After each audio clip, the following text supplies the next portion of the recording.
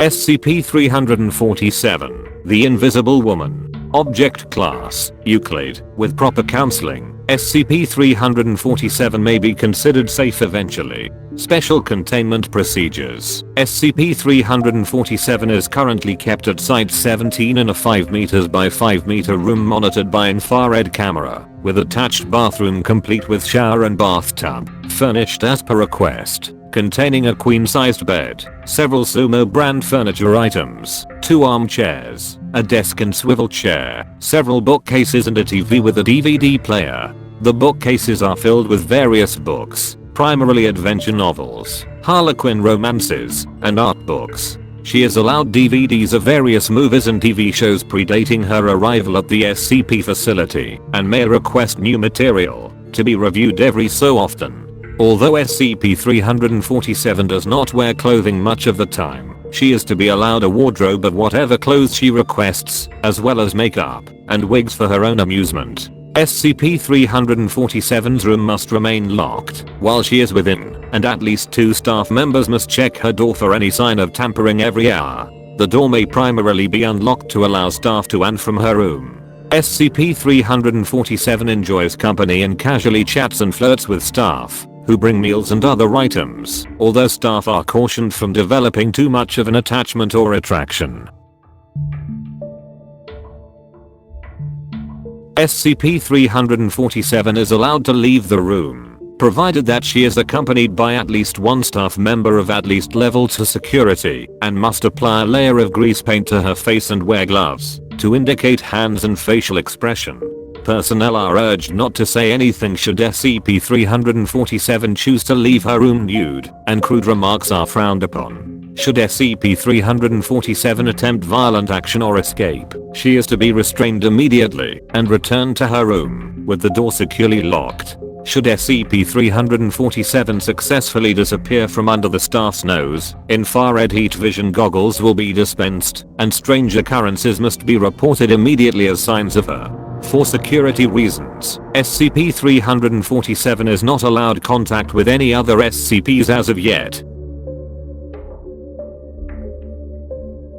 Description: SCP-347 is an adult/young adult female, standing at 164 centimeters tall and 55 kilograms in weight.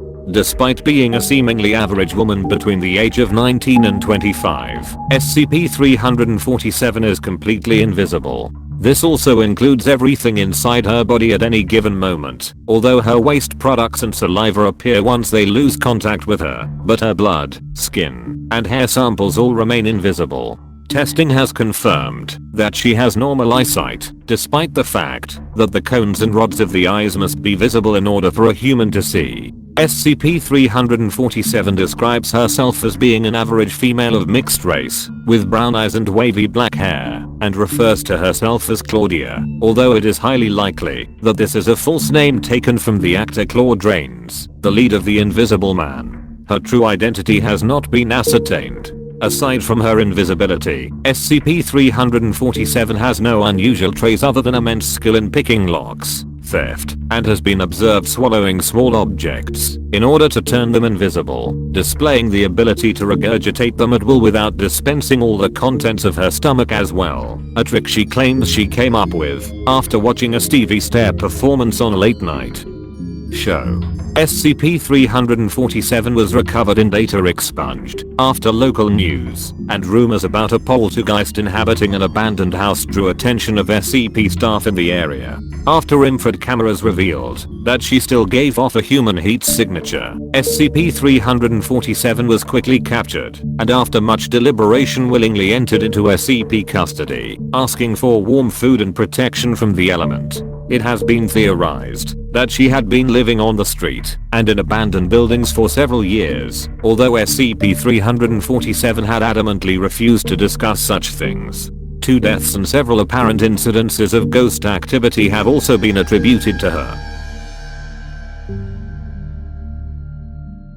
When first recovered, SCP-347 showed signs of mental instability and violent outbursts, as well as compulsive theft, and bouts of refusing to speak for several days on end. Traditional counseling methods have helped reduce the frequency and severity of such issues, and it's theorized that with more time SCP-347 may heal from the trauma of years of not being seen and being completely alone. It has been suggested that SCP-347 be introduced to other SCPs, as human contact appears to be quite pleasing, and she greatly enjoys being acknowledged without being seen as strange. When ignored, SCP-347 does not seem to demand attention, but rather toys with people by rearranging things and hiding things. When left alone with somebody who is sleeping or otherwise distracted, it should be noted that SCP-347 will touch and stroke a sleeping person, tuck in their blankets, and do other small things. SCP-347 has confirmed that this behavior just feels right, although the person it's done to often describes it as unnerving. Although SCP-347 is invisible in all terms of visible light, she may still be observed via ultraviolet or infrared cameras. Addendum: Dr. Wrights has requested that all male personnel in contact with SCP-347 politely refuse advances. See Document 347-01. Document 347-01. She's an invisible kleptomaniac.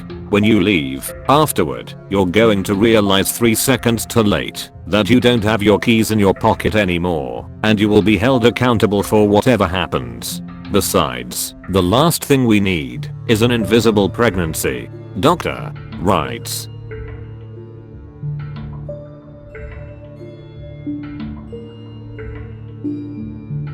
End of file.